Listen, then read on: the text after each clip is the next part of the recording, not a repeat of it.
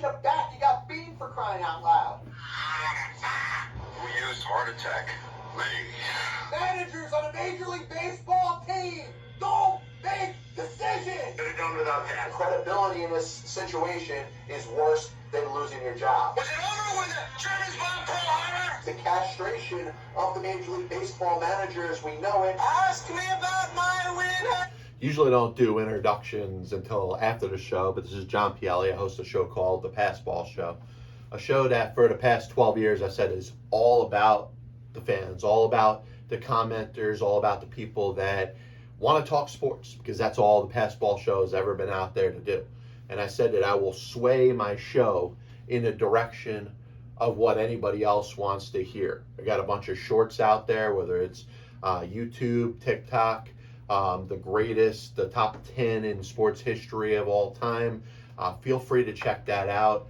Until then, until you, the viewer, you, the listener, comes at me and says, hey, what do I want to hear about? I'm going to do exactly what I'm doing now. I'm going to talk about exactly what I want to talk about. And there's a perception out there, and we talk about attendance as it comes in Major League Baseball. And I'm going to make a case of why the New York Mets attendance for the 2024 season was determined by last July. And we talk about, hey, why aren't there many people going to the games? And a lot of it has to do with the performance of the team. A team that's under 500, obviously fans are going to be less excited to want to go out there and see. A team that is coming off of a down season, fans are going to be less inclined to want to go out there and watch them in person. But you're wondering, if you are, about the New York Mets and its attendance, it's something that I'm going to say has a lot to do with Steve Cohen, a lot to do with Billy Epler, a lot to do with David Stearns, and this was all put into play last year in 2023. On July 28th, 2023, the Mets made the decision that they were going to, maybe not go for it for a postseason spot in 2023. They made the postseason in 2022, lost in the first round in a wild card series to the San Diego Padres. In spite of 101 wins, the second most victories in a 162 game season in the history of the franchise, they still kind of left on a down note. They went out there, had an aggressive offseason, added Justin Verlander. The expectations were that the Mets were supposed to get back to the playoffs last year. Things didn't work out. They kind of treaded water for a while. And on July 28th, the decision was made by then general manager Billy Epler that the Mets were going to sell as opposed to buy. The trade of David Robertson to the Miami Marlins happened on that day. They acquired young players, Ronnie Hernandez and Marco Vargas, who are both playing in St. Lucie and single A ball right now. And that, to me, was the turning point. And that led, or has led, to what you're going to look at right now and say that there ain't a ton of people going to Citi Field to watch the Mets in their home games. I, as a Mets fan and as a ballpark traveler, will continue to see the Mets in different ballparks. My expectation is kind of where the other fans are. I hope for the best. I hope that this team can get things together and play competitive baseball, compete for a wild card spot. But I'm not going out of my way to going all in until I believe that this team is that. And I think that sentiment is where a lot of Mets fans believe at this point. They want the Mets to win. They want to root for the Mets, but they don't believe that the Mets as an organization care enough about winning this season. And that, if you're a consumer, you're going to say, why am I going to spend money on a team that from the ownership down, we're not even sure is 100% committed to winning this season? Now, I believe in the owner. I believe in Steve Cohen. I believe the Mets, over the course of their future, are going to be on to bigger and better things. But do I believe that Steve Cohen cares about the Mets winning or getting to the postseason or making a run in the playoffs in 2024? I don't believe so. I believe that David Stearns, in regards to him being handpicked to be the Mets president of baseball operations, I'm sure Steve Cohen did everything he possibly could to make sure everything was legal. He belonged to the Milwaukee Brewers. He was signed under contract to the Milwaukee Brewers. Steve Cohen didn't want to be in a spot where he was going to be caught tampering or face any sanctions from Major League Baseball because of that. But I believe that there was a behind-the-scenes agreement that David Stearns was going to take over as the president of baseball operations for the New York Mets, and Steve Cohen wanted that. And I think one of the things that David Stearns wants to do is he wants his own footprint on his team. He's willing to sacrifice seasons. I think he's willing to sacrifice the 2024 season to put his own stamp on the team. And once again, what did I start out by talking about? Why is attendance down for the New York Mets this year? Why was it up over the course of the 2023 season for at least the first half of the year?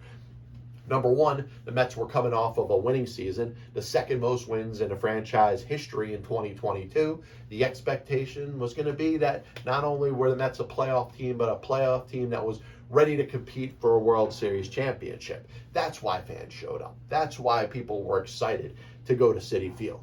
2024, it's the exact opposite. And like I said, it starts from July 28th when David Robertson was traded, but also Max Scherzer's comments. I think they have a ton of weight when it comes to attendance in 2024 for the New York Mets. Max Scherzer going to the press saying, I was upset about the David Robertson trade. I went to David Stearns and said, what the hell is going on? He said, listen, we're giving up on this season. The expectation is we're going to build for the future. And by the way, you're next. We're going to get you out of here too. And it's all public. We all understand what the Mets did last season, but the impact that it's had on the 2024 season is right there. It's right arm in arm with what's going on. Fans do not want to see a team rebuilding. They may be interested in some of the younger players. They may be interested in going to a game or two in September if the Mets have Drew Gilbert and Luis Angel Acuna and Jet Williams and Christian Scott's already up here. If the Mets' top prospects are making their major league debuts in September and August, the fans may want to go out there and see it. But Citi Field isn't selling out this year. And it could be 100% unequivocally blamed by the decision to rebuild last season. Now, this might be a little bit of a retool, but the Mets fans are believing a lot in what I've said. I'm going to go to Citi Field more.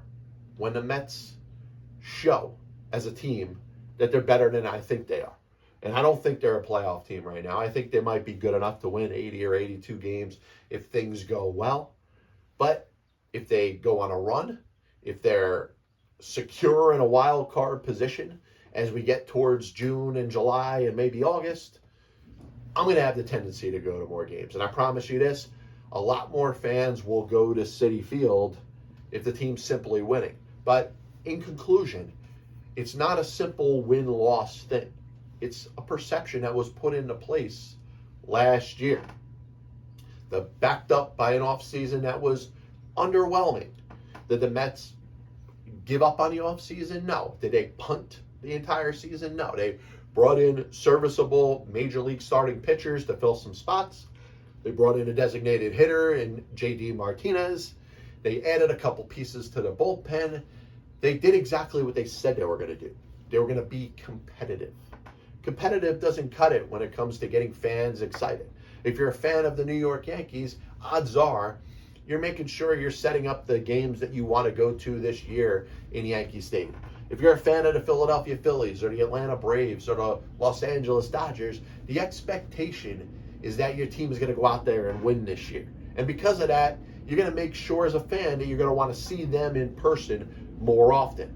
When expectations are held back a little bit, not necessarily believing that the team, from the ownership down to the president of baseball operations down, is all in, then I have a little bit of a issue with wanting to go to a game. And I think fans feel the same way. Mets attendance has been down. Why? Because of the decision made last trading deadline to scale things back and not just give up on the 2023 season, but most likely not go for it in 2024. This is the Passball Show, brought to you by JohnPielli.com, by St. Aloysius Church in Jackson, New Jersey, by Two Ways, One Passion Food Truck located in Scranton, Pennsylvania. If you made it here this long with me and obviously that annoying freaking sound that you hear in the background. One of the great things about the PBS is there's always some silly shit going on here in the Passball Show studio.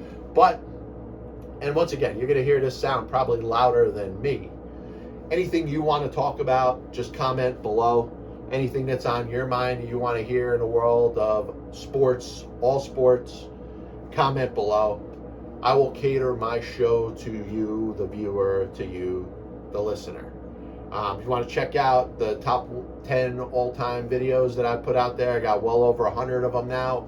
You can check me out on TikTok, YouTube, whatever, Facebook, anywhere you can look up JOHN space PIELLI. Podcast available, Spotify, Apple Music, Amazon Music. We'll be back with you soon. God bless you. And as always, I'll see you on the other side. Chris Bryant was on the Chicago Cubs roster opening day. I have many leather-bound books. My apartment smells of rich mahogany. Why don't you give it all or a majority to the team that wins the freaking World Series? I was going to listen to that, but then I just carried on living my life. Now they come out as the biggest Major League Baseball manager apologist It'll only make someone work just hard enough not to get fired. because hitters are going out there saying, I'm either going to hit a home run or I'm going to strike out. And if I don't get a pitch that I feel like I could drive out of the park, I'm not even supposed to be here today. especially you prospect whores and hoarders, are going to be a little pissed off at me when I say this. I'm a dude. Playing a dude disguises another dude. There are only two managers in baseball's Hall of Fame who have losing records. One of them is the iconic Connie Mack, who you could say, in spite of winning 5 World Series championships as a manager, could be in as much as a pioneer.